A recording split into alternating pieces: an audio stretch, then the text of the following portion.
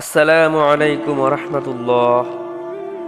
সুপ্রিয় সহি রাস্তে চ্যানেলের দর্শক মণ্ডলী, আজকে আমরা এই ভিডিওতে জানব একজন দিনদার মানুষের ও একজন দুনিয়াদার মানুষের মৃত্যুর করুণ কাহিনী সম্পর্কে।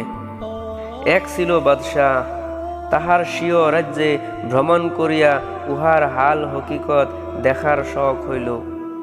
বাদশাহী জোড়া তাহার জন্য আনা হইল, তাহার পছন্দ না হওয়ায় অন্য জোড়া আনা হইল। এইভাবে অনেকগুলি জোড়ার মধ্যে সর্বোত্তম পোশাক পরিয়া ও সর্বশ্রেষ্ঠ ঘোড়ার উপর সওয়ার হইয়া রওয়ানা হইল। সওয়ার, পাইদল ফৌজ ও লস্কর তাহার সঙ্গে চলিল। শয়তানের ধোকায় কাহারও প্রতি না তাকাইয়া অহংকারে ভরপুর হইয়া শাহী মেজাজে চলিতে লাগিল।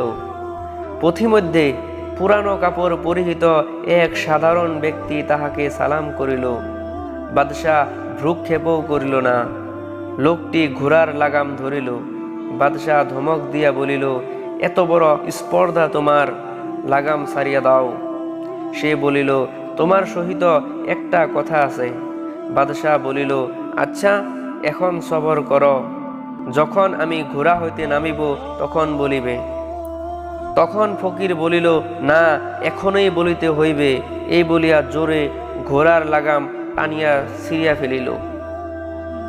বাদশাহ বলিল, কি বলিতে চাও, তাহলে বলিয়া ফেল। সে বলিল, বড় গোপন কথা, কানে কানে বলিতে হইবে। বাদশাহ তাহার দিকে কান বাড়াইয়া দিল। সে বলিল, আমি মালাকুল মউত, তোমার জান নিতে আসিয়াছি। শুনিয়া বাদশার রং বিগড়াইয়া গেল। ক্ষীণ আওয়াজে বলিতে লাগিল, আমাকে একটু সময় দাও, বাড়িতে গিয়া সব ব্যবস্থা করিয়া আসি ও সকলকে দেখিয়া আসি। সে বলিল, এক মুহূর্তও না, ঘর বাড়ি আর কিছুই দেখিতে পাইবে না। এই বলিয়া তাহার জান কবজ করিয়া ফেলিল। তারপর সে ঘোড়ার পিঠ হইতে কাঠের মতো পড়িয়া গেল। তারপর সেই মালাকুল মউত জনৈক নেকবখ্ত মুসলমানের কাছে গেল। সেও কোনো সফরে যাইতেছিল। গিয়া তাহাকে সালাম করিল। লোকটি সালামের উত্তর দিল। সে লোকটি বলিল, আপনার সহিত কানে কানে আমার একটা কথা আছে। লোকটি বলিল, আচ্ছা, তাহলে বলুন। সে বলিল, আমি মালাকুল মউত।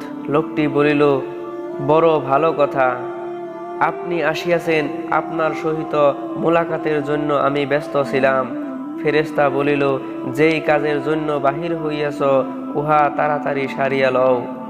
তখন লোকটি বলিল, আল্লাহর চেয়ে মাহবুব আমার আর কেহ নাই। মালাকুল মউত বলিল, আপনি যেই হালে মরিতে চান সেই হালেই জান কবজ করা হইবে। আমাকে আল্লাহর তরফ হইতে এইরূপ হুকুম দেওয়া হইয়াছে। সে বলিল, আচ্ছা, তবে আমাকে ওযু করিয়া নামাজ পড়িতে দাও। যখন আমি সেজদায় যাইব তখন আমার জান কবজ করিও। তাহার কথা মতো সেজদাহর হালতেই তাহার রূহ কবজ করা হইল। সুবহানাল্লাহ, সুবহানাল্লাহ, আল্লাহু আকবার।